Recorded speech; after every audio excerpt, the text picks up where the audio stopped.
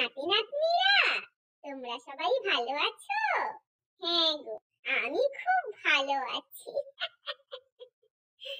তা বলি, আমি একটা কবিতা লিখেছি জানো। কবিতার নাম হচ্ছে নেই।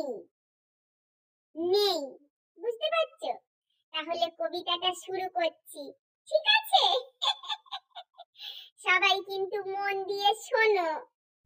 চাল আছে, চুলো নেই, ঘর আছে, দরজা নেই, পাখা আছে, কারেন্ট নেই, টাক আছে, চুল নেই, মমতা আছে, মায়া নেই, রাজ্য আছে, আইন নেই, ছাত্র আছে, শিক্ষক নেই, স্কুল আছে, পড়াশোনা নেই, ধোঁয়া আছে, কারখানা নেই, রাজ্য আছে, আইন নেই, পুলিশ আছে, ক্ষমতা নেই, নেতা আছে, নেতা নেই, সরকার আছে, দরকার নেই, সব থেকেও কিচ্ছু নেই।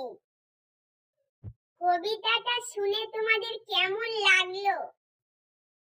কমেন্ট করতে আবার যেন কঞ্জুসি করো না।